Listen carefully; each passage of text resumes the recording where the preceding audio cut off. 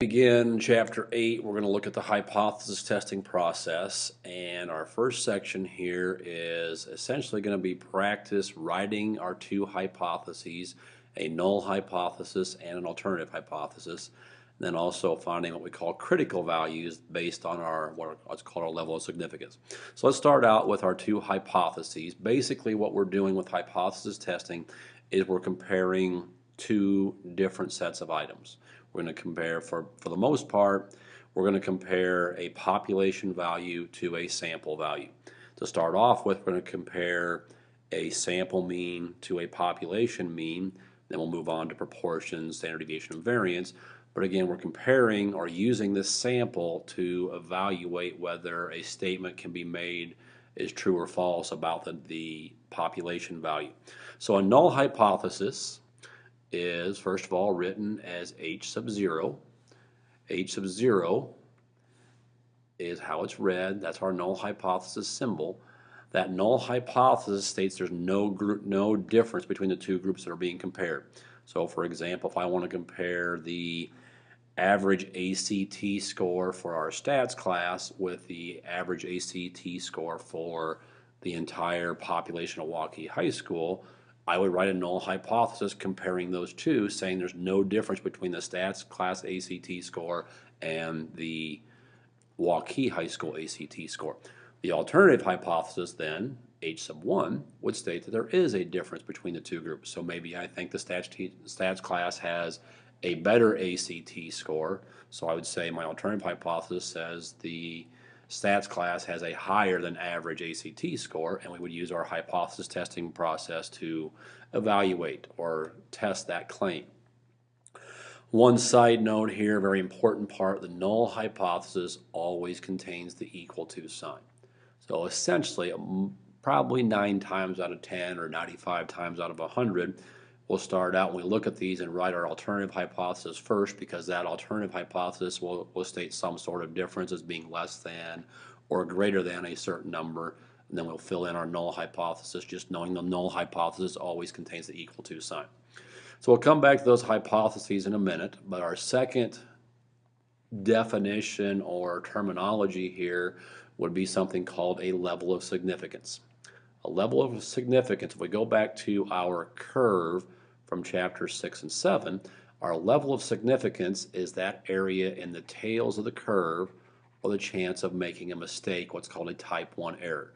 So that, if you recall from our talk back in chapter 7, that area in the tail of the curve or tails of the curve is called alpha. So alpha is our level of significance. You can see that written right here. Now that can vary based on whether we have a one-tailed test or a two-tailed test. You can see here I have both tails in our curve shaded, so that would be a two-tailed test. Once again, alpha is simply the area in the tail of the curve. That's the chance of making a type 1 error, and we're not going to spend a lot of time talking about type 1 error, but I would just simply tell you a type 1 error made if the null hypothesis is rejected when it's actually true. So essentially, type 1 error is a chance of us being wrong. Much like in chapter 7 we talked about a 95% confidence interval. There's a 95% chance we're correct, which means there's a 5% chance that we're going to make a mistake. So that's what our level of significance is. So a couple of common ones that we'll see a lot of in our problems are 0.01 and 0.05. We also might have a few 10% ones or 0.10. So that's going to just vary from problem to problem, but those are some of our common levels of significance. And this curve comes important because we'll be using our curves or our tables, table E, table F, and table G as we move through chapter 8, much like we did in chapter 7, based on population standard deviation, sample standard deviation, whether we're working with a mean or proportion, standard deviation or variance. So right here we have 5 steps in our hypothesis testing process. We're going to start out today in this first section by just practicing writing our two hypotheses. So step number 1 is to write our two hypotheses. That will be a null hypothesis H sub 1 and an alternative hypothesis H sub, or backtrack, null hypothesis H sub 0 and alternative hypothesis H sub 1. If we move on to our 5-step process, we'll find critical values. Those will come from our different tables. To start with, when we're working with the mean here in our first section, Those will come from Table E, but as we move on to our second section, third section, and so forth, we'll use our other two tables, F and G. But our critical values are going to come from those tables. We'll compute our test values. Those will be our z-scores that we've worked with. So a value, or actually we're working with sample mean. So sample mean minus the population mean divided by the standard deviation of the square root of our sample size. That's our central limit theorem. Number 4 and 5, we make specific statements about our null hypothesis and about our claim. So here in number 4, we're going to either say we are going to reject the null, or we're not going to reject the null hypothesis. So notice step number 4 is a statement about that null hypothesis. And number 5, we're going to make a statement about the claim that we make, and that claim is either going to be supported by our evidence or not supported by our evidence. And we'll see that come into play later on as we look at those 5 steps. And finally here we have our z-score listed. There's our central limit theorem. Just as a quick reminder, our order of operations on the calculator tells us we want our numerator and our denominator in parentheses for that to calculate out correctly. So as we move on here, as I mentioned, the first section here, what we want to do is get used to writing our null and alternative hypothesis. So I'm actually going to start down here at this bottom one and work my way back up and then go to the next ones. So the first one I'm going to work with says a contractor wishes to lower the monthly heating bills by using a special type of insulation in houses. The average monthly heating bill right now is $78. Okay, so right now we're running a null hypothesis based on a population mean of $78 and an alternative hypothesis based on a mean of $78. As a quick reminder, our null always contains the equal to sign, but typically we'll write our alternative hypothesis first. So I read back through here, our contractor is trying to lower the monthly heating bills, which means he wants those heating bills to be less than $78. Now, if that's my alternative, if I go over to my null, the opposite of less than is greater than or equal to, and notice my equal to sign is here, so we've written our 2 hypotheses. We're going to test whether or not they are less than $78, and our alternative says there's no difference, they're going to stay the same or be less than, so we write less than or equal to. We'll write these 2 as opposite statements, even though our textbook is always going to put an equal to sign here. I think it just makes more sense to have these as opposites so we can see the correlation or relationship between the 2 of those. So now as we move up here, it says a chemist invents an additive to increase the life of the automobile battery. The mean lifetime right now is 36 months. So our null hypothesis, we're working with a mean of 36 months. Our alternative hypothesis, we're working with a mean of 36 months. Our additive is supposed to increase the life of the automobile battery, so it means it's going to be more than 36 months. Opposite of more than 36 is less than or equal to. So again, noting our null hypothesis contains the equal to sign, so we're less than 36 months. So we've written our 2 hypotheses. One more time here. A medical researcher is interested in finding out whether a new medication will have any undesirable side effects. Researcher is particularly concerned with the pulse rate of patients who take the medication. Will the pulse rate increase, decrease, or remain unchanged after a patient takes the medication? The mean pulse rate is 82. So our null hypothesis is based on a mean pulse rate of 82. Our alternative hypothesis is based on a population mean of 82. Now right in here it says he's not sure whether it will increase, decrease, or remain unchanged. He just thinks it's going to change or be different, so we're going to put not equal to and equal to here. So there's our 3 options. Just kind of backtracking here. This is considered to be a 2-tailed test because we have the not equal to. It can be less than or it can be greater than. This is considered to be a right-tailed test because we're greater than 36, which means then this is considered to be a left-tailed test because we're less than 78. So as we move forward here to our 5-step process here in a few minutes, we're going to test or shade our curve based on this alternative hypothesis. Not equal to is a 2-tailed test, greater than is right-tailed, and less than is a left-tailed. But before we get to that point, we're also going to do some more practice with writing our hypotheses, but we're going to go a step further and identify a claim as well. So number 1 says, a researcher thinks that if expectant mothers use vitamin pills, the birth weight of babies will increase. The average birth weight right now is 8.6 pounds. So our our null hypothesis is based on 8.6 pounds. Our alternative hypothesis is based on 8.6 pounds. And our researcher thinks that the birth weight will increase, so greater than, less than, or equal to. And because our researcher thinks that the birth weight will increase, this is the claim that once we get through our five-step process, we'll go ahead and investigate. So we've identified our claim as well as writing our two hypotheses. A couple more times with that. An engineer hypothesizes that the mean number of defects can be decreased in the manufacturing process of compact discs by using robots instead of humans for certain tasks. The mean number of defective discs per 1,000 is 18. So our average, or our hypotheses, are based on a mean of 18.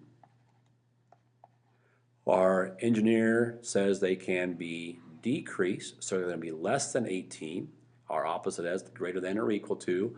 And our engineer is hypothesizing that they can be decreased, so this, once again, the alternative is our claim.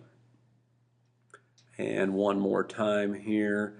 The psychologist feels that playing soft music during a test will change the results of the test. The psychologist is not sure whether the grades will be higher or lower. In the past, the mean was 73. So our two hypotheses, based on a mean of 73, null and alternative. Feels that playing soft music will change. Will change means they are no longer equal to 73 and equal to.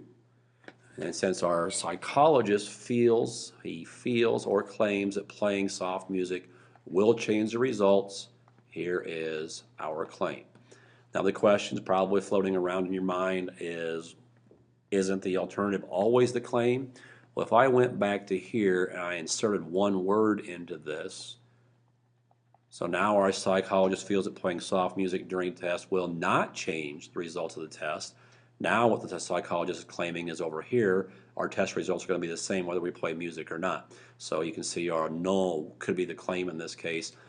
Probably, 75, 80, maybe 90% of the time, our alternative will be the claim, but there will be instances where you can see the null is the claim.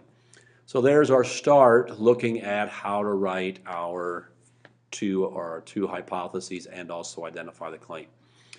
Let's go ahead and go through probably 3 examples here where we go through the entire 5-step process. So here's number 1. Research reports the average salary of assistant professors is more than $42,000. Sample of 30 has a mean salary of $43,260. At alpha equals 0.05, test the claim that assistant professors earn more than $42,000 a year. The standard deviation of the population is 5230. So in step number 1, we'll do what we just did. We'll write our null and an alternative hypotheses. Now as we go through here, we have to be able to differentiate between a population mean and a sample mean. Okay, our sample of 30 has a mean of 43,260, so that's our sample mean.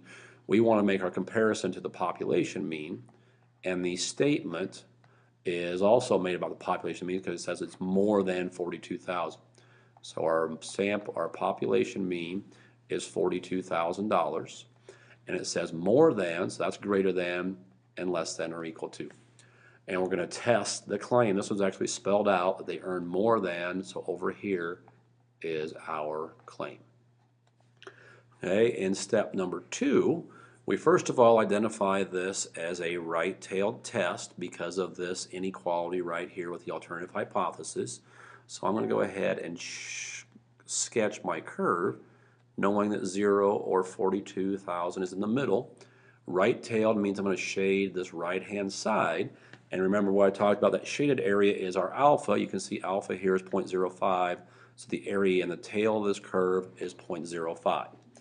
Now going way back to chapter 6 and having gotten used to reading this curve, our table E that we're going to look at, I'll mark that on here. Table E measures the area from our z-score on down. So I'm going to go to our table E, and we're going to find not 0.05 but 0.9500 so that we can find the critical value or the z-score that goes with that. Hopefully this is going to come up. oops, I need to sketch out of this and double click on this. There we go. Okay, so I scroll back up here and I'm going to find the value closest to 0.9500, and that's right up here. If I work my way back out, that's 1.65. Okay, so my test score, or my critical value, sorry, is 1.65. And notice on the right hand side, so it's a positive 1.65. Okay, so from there, I'm going to come back to that curve in just a second. But from here, we're going to calculate our z-score, which is going to be our sample mean, which was 43,260, minus our population mean of 42,000, divided by our standard deviation. I'm going to backtrack for just a moment here. The standard deviation is of the population. That's why we use table E. Again, today that won't make much sense, but tomorrow it will, as we look at, or in the next section it will, because we'll use different tables, much like we did in Chapter 7. But because we have population standard deviation, that's what allows you to use table E or a z-score. But going back here, I divide by my standard deviation, which is 5230. Oops. Let me backtrack and try and copy that down the right way. 5230 over the square root of my sample size, and my sample size was 30. So I divide that, or I make that calculation, and I get a test score of 1.32. Okay, so I'm going to take that test score back up to my curve up here. Notice 1.32 is going to fall between 0 and 1.65. If you recall, we shaded here based on the alternative hypothesis. So any test score that lies in the shaded area would say my alternative hypothesis is true. In this case, my test score lies in the unshaded area, which means my null hypothesis is true. So when I go to step number 4, the statement I make about the null hypothesis is, since it's true, we do not reject the null. So we're not rejecting the whole null hypothesis, we're saying it's true. Okay, so there's our one of our two generic statements, kind of a layman's way of putting this. If our test score lies in the shaded area, that means my null hypothesis is true. If my test score lies in the shaded area, that means my alternative hypothesis is true. And my fifth step is a statement about the claim. Well, we just said the null was true, which means the alternative is false. And if the alternative is false, since the claim is the alternative, the claim is also false or wrong. So there is not enough evidence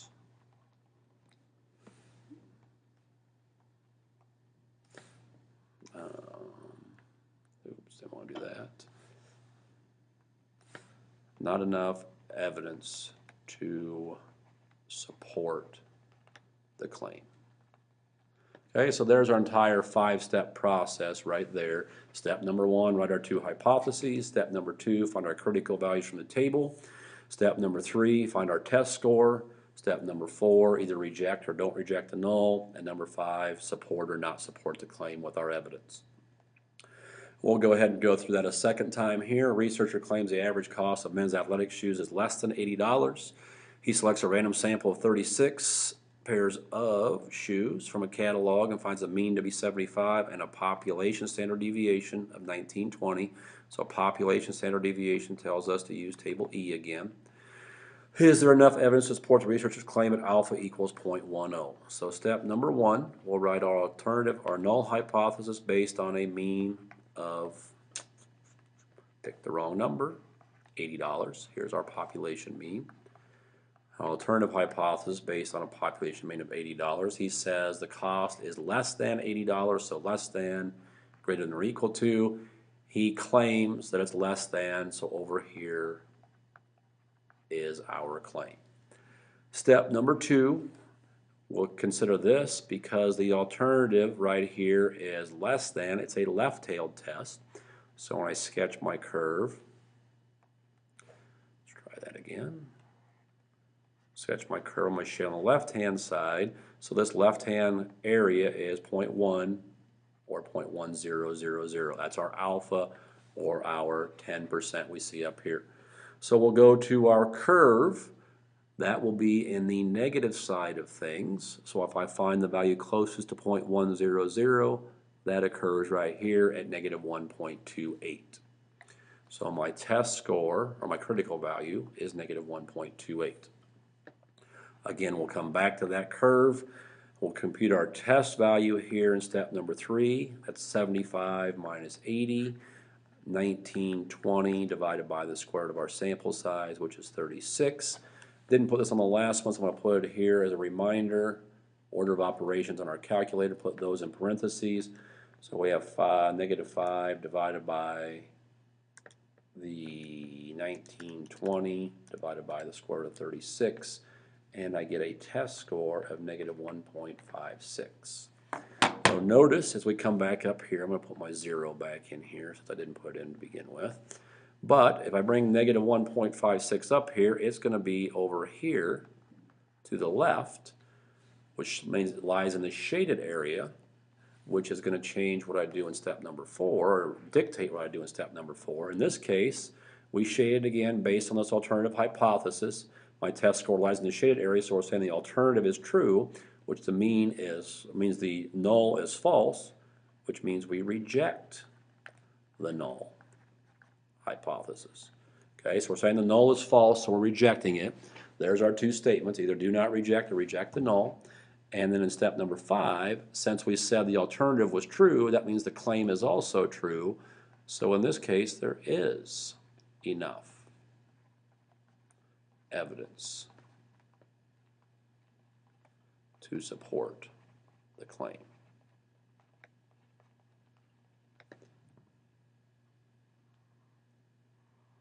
Okay, so notice the difference here. Up here we said do not reject the null, and there was not enough evidence. Here we rejected the null, and there is enough evidence to support the claim. Oh, so there's our 5-step process. We're going to go through that one more time here. The Medical Rehab Education Foundation reports the average cost of rehab for stroke victims is $24,672. So there's our population mean. To see if the average cost of rehab is different in a particular hospital, select a sample of 35, find the average cost of $25,226. There's our sample mean, standard deviation of the population, table E. Is 3251 at alpha equals 0.01, can be included cost. Average cost of stroke rehab is different from 24,672. So number 1 is our two hypotheses based on a mean of 24,672. Null or alternative based on a mean of 24,672. Notice it says is different from right here. Is different from, so it means not equal to and equal to. Can it be concluded the average is different from? So once again, we'll identify our alternative as our claim. But this does change things because that not equal to sign tells us we have a two-tailed test. So I have an area on this side that's shaded, and I have an area on this side that's shaded. Notice that alpha is 0.01. Since alpha is the area in both tails together, that means I have an area of 0.005 on each side. So I'm going to go to the table this time and look up 0.005, which looks like it's right here. And that score is going to be a negative 1.65. Now the good news is we only have to look it up once because our curve is symmetric. So we have a positive 1.65 on the other side. Okay. Oops, let's go back. I think I made a mistake. I think I was at 0.05 instead of 0.005. I did. So I gave us some bad information. 0.005 is right here between 0.0051 and 0.0049. So our test scores were not, our critical values were not negative 1.65 and 1.65. They were 2.58 and negative 2.58. Now make sure we can read that table, or I can read that table correctly. Okay, so that allows us to move on to step number 3 and calculate our test value. Our test value is a 25,226 minus a 24,672 divided by the standard deviation, which is 3251, over the square root of our sample size, which is 35. And again, I'll put those parentheses in as a reminder to perform our order of operations correctly. And typing that in, I have 25,226 minus 24,672 divided by 3251 over the square root of 35. And I had a little mistake here, so give me just a second. 25,226 minus 24,672 divided by 3251 over the square root of 35. I get 1.008 or 1.00 or 01. Okay, so my test score is 1.01. 1.01 is going to lie right here between the two of those, which is going to tell me it lays in the unshaded area, so I do not reject the null. And since I did not reject the null, I'm saying the null is true, which means the alternative is false, which means the claim is also false, though there is not enough evidence to support the claim. Now, the process we just went through is called the traditional method of hypothesis testing, the 5-step process. As we move on, we'll look at something called a p-value method and other tables when we move on. But there's our introduction to the hypothesis testing process and the traditional method.